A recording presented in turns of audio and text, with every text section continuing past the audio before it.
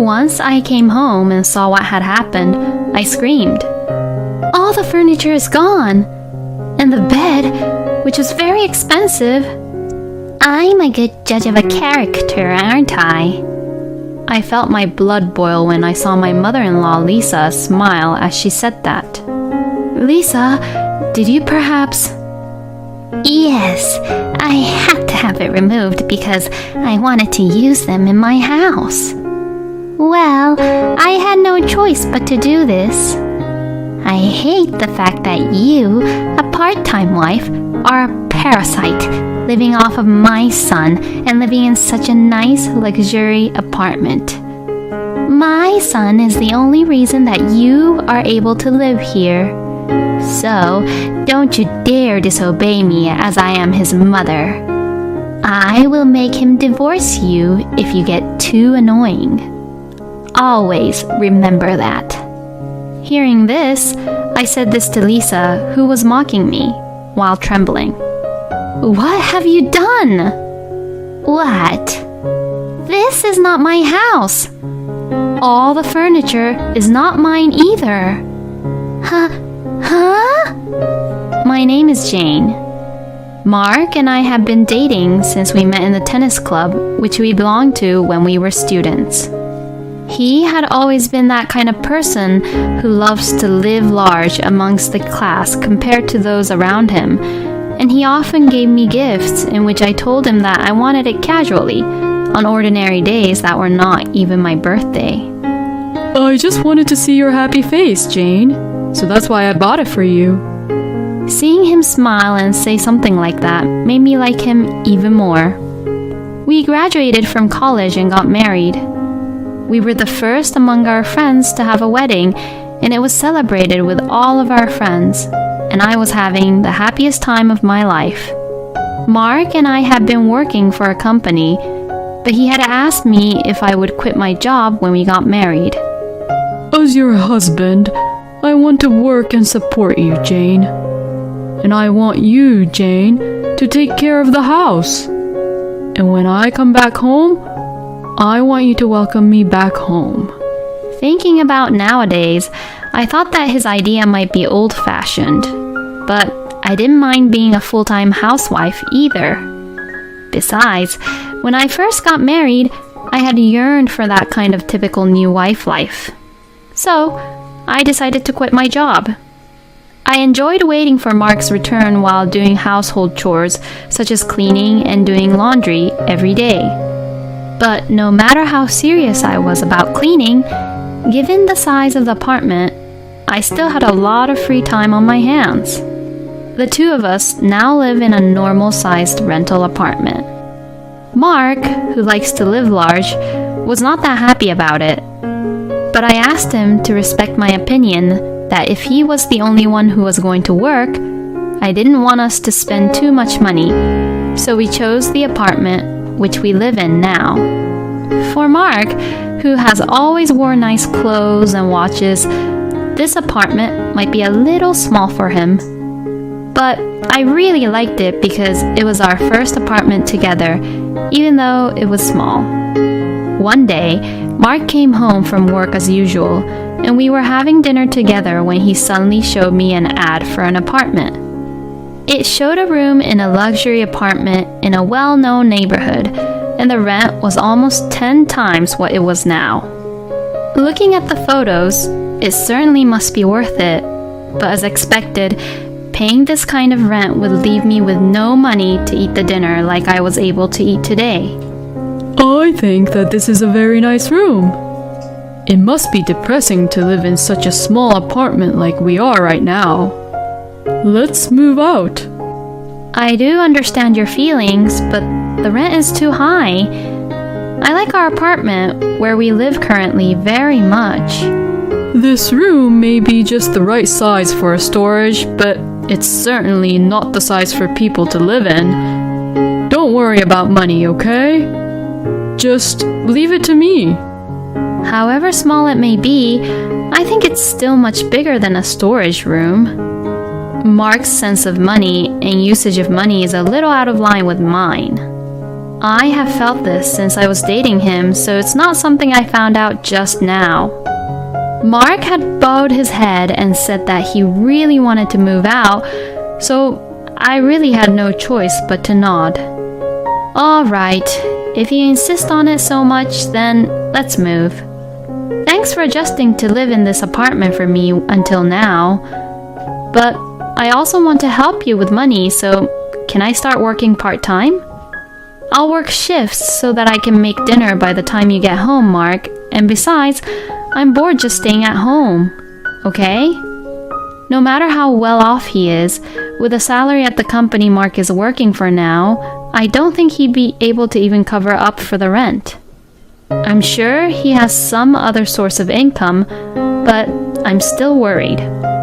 Then, Mark, who allowed me to work part-time right away, called the real estate agency and proceeded to sign the contract instantly, even though we were still eating. So, we finished the contract with the apartment we were living in and moved into the new apartment at the end of the month. We moved everything we had in the previous apartment so far, but we still had a few rooms available. At first, I was intimidated by the expensive rent price, but my eyes lit up at the size and comfort of the room, and I was excited about my future life. A little later, my mother-in-law Lisa, who lived far away, came over for a visit. I didn't really like Lisa very much. Right after our engagement, Lisa had always been cold towards me. I wonder she's like that because her only son was taken away from her. On the day she came over for a visit, Lisa, who has always been stingy with me over trivial things, was still looking at me as if I was her enemy.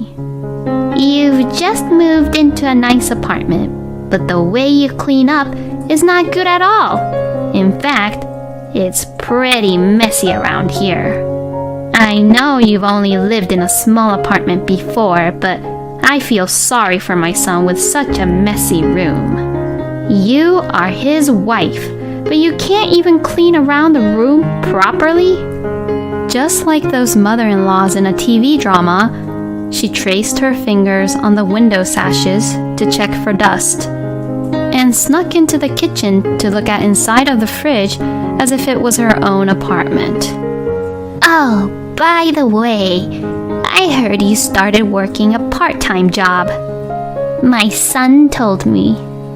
I heard that you're working many hours a day for only a few $100s. It seems like you're wasting a lot of time. What are you even thinking? I can't really understand you. Why don't you go to a beauty salon and try to be beautiful for your husband? You are so strange, aren't you? Oh, so this was where Mark's financial sense was inherited from. It was from his parents. Of course, if I had money, I would have already went to a beauty salon and also bought a lot of cute clothes. But I can't depend on Mark's salary forever. And I want to spend my own money on my own luxuries. I could only smile fondly at Lisa's words, since she and I couldn't really understand each other. When I talked to Mark about it, he just laughed and played along, but he wasn't really on my side. Little by little, my frustration kept on building up in my heart. Then, Lisa came to visit me at the apartment many times and repeatedly bullied me, and kept on boasting about how financially well off she was compared to us. At first, it was funny to see how she kept on coming over after when we had moved to a better apartment, when she didn't come over to visit us at our previous apartment at all. But I couldn't really stand her anymore since she came over so frequently. When I told Lisa that she had been coming here too often recently, she turned red and screamed. I'm Mark's mother, you know. And this is Mark's apartment. Then, there's nothing strange about me being here, is there? It's rather strange for a poor person like you to be here. I passed by your neighbor a while ago, and she was a very nice and classy lady. Unlike you, of course. I was so embarrassed. I was so embarrassed that someone like you was my son's wife, not a wife like her. Lisa's sermon continued into the night and finally ended when Mark returned home. I'm sorry, Mark. I didn't even have any time to prepare dinner, so can you order something? I'm going outside to take a little break for a while. Huh? No dinner? What have you been doing this whole day today? Mom came here because she was worried about you, Jane, so you should be taking care of her. I'm going to spend the night out today. There was a cheap and comfortable hotel in the neighborhood. Mark saw my exhausted face but showed no signs of worry. And Lisa only uses me to relieve her own exasperation until the sun goes down. I had no place to rest my mind and heart. Mark, without paying any attention to me, started talking with Lisa about ordering food. And with that, I ran out of the house. The next day, at around noon, I came back home. When I looked at the front door, Mark and Lisa's shoes were gone. It seems like Lisa had gone home. I was prepared to hear Lisa's sarcastic voice again. So, I was a little relieved, but I couldn't believe my eyes when I went straight into the bedroom.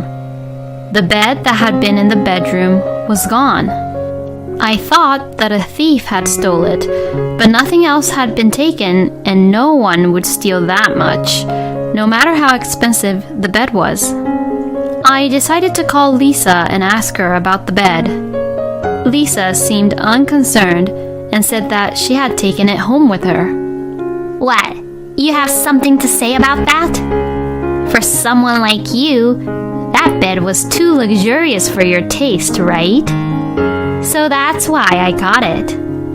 It was still clean too anyways. You can look forward on using the second-hand mattress that I'm going to give to you later on. It's a little torn, but I think it's just right for you. Lisa was smiling at me on the other end of the phone, and I lost my patience. To Lisa, who has been looking down on me forever and ever, I replied with a big smile saying this. Oh, I don't need it. Why don't you dispose of that garbage by yourself? Besides, you took someone else's property without any permission, and you didn't even apologize. What? You're being so arrogant and cocky. You've always had a habit of looking down on people like that, haven't you? That's why people hate you. Don't you get told often that you're miserable? Say as much as you want, but I'll have my bed back soon. As I've been saying, your things belong to Mark. As long as Mark doesn't say no, I'm free to use them whenever I want to. That bed is not ours, Lisa. At my words, Lisa was silent for a moment. What do you mean? I decided to tell her the whole truth, as Lisa sounded very confused. I am divorcing Mark. Oh, really? I guess you finally know your place then. So, all my furniture has been moved to a new place and is not in this apartment. That bed is from a company that rents them out. It's rented? You rented a luxurious bed for such a temporary thing? You lousy woman, squeezing Mark's money out of him until the very end. No, it was Mark who chose that bed. He is a man who really liked to look good to others. I'll tell her all the truth about Mark before I say my goodbye. I decided to tell Lisa about Mark's side that she didn't even know about. Mark had money since he was a college student, but that was easy money that he had collected by borrowing money from his classmates and friends. He wasn't rich at all, but just a fool who spent money without thinking. It's true that his parents were rich, but that didn't matter when he graduated college and started to earn his own money. Mark's current salary that he gets from work is probably less than half of what he pays in rent now. He still borrowed money from his friends and secretly went to casinos to gamble and earn money. Even so, his spending spree continued to grow as he attracted attention by having a more lavish wedding than anyone else and moving into a more luxurious apartment. With his desire to only look good around others, he even went to the trouble of ordering a luxury bed from a furniture rental company. In the end, Mark was just a pathetic man who wanted to be just rich. The reason he made me quit my job and be a housewife was also for the sake of opinions from other people. Yesterday, you told me, Lisa, remember? That the neighbor's wife was a wonderful person. Well, that's what Mark said to me last month too. He said, you should be like her too. And he also said, if you aren't like her, I would look bad too. He said this with a kind smile, just like when he used to give me presents. So that day, I showed the divorce papers to Mark. I was really at the end of my patience. You have done a lot for me, Lisa. Please be prepared for that bed. It's quite expensive. I will contact the management company, so I'm sure they will contact you soon, okay? What? Wait! Isn't it your fault for not explaining? Come and get it at my place right away. This is an order. You should at least listen to your own husband's mother. I am divorcing Mark, so you are no longer my husband's mother, Lisa. You're nothing but a stranger to me. I told Lisa once and for all and let out a small breath. Also, if you still want to visit this apartment, you'd better do it soon. I have reported Mark's large debt to the real estate company, so it may be seized by the company soon. If he does get evicted, I hope he can at least rent a room with a bathroom. At my words, Lisa dropped her cell phone without a word. Without waiting for an answer, I hung up and set the phone to block her calls. Good. I guess that's the last of the cleanup before the divorce. I left Mark's apartment that day. Later, I heard that Mark was kicked out of that room. I heard that until the very end, he had been fussing that he was well paid and would soon finish paying off his debts, but he was evicted instantly. The company kindly introduced another room for a very low price for him, but it was about half the size of the first apartment that we lived in. The friends he used to borrow money from have kept their distance away from him, and the only thing weighing on him is the bill for repayment to his friends. As for the bed, there seemed to be some scratches and torn pieces of fabric when Lisa took it out without permission, so they had to buy the bed in the end. I think the total cost was less than $10,000, but it wasn't a price that could be prepared easily. And even Lisa, who was very fond of her son, had grown apart from Mark since then. Mark apparently told Lisa that he worked for a very prestigious company and was well paid. Mark was sending his parents several $100,000 every month, all of which he gathered through gambling or borrowing money. When Lisa found out about this, she apparently realized the unusual nature of Mark's personality about showing off and his bad habit about the usage of money, so she distanced herself from him. Now, I think I can have a little fun conversation with Lisa, but I never want to hear that voice again. Mark will probably lead a lonely life in a small room by himself, abandoned by his parents and his friends. I was alone in the small room I had moved into and stroked the small cactus I had placed by the window. I have no money now because I only work part-time, but I will start working again and save up some money. I didn't have to look good, and I would be able to live a full life with myself.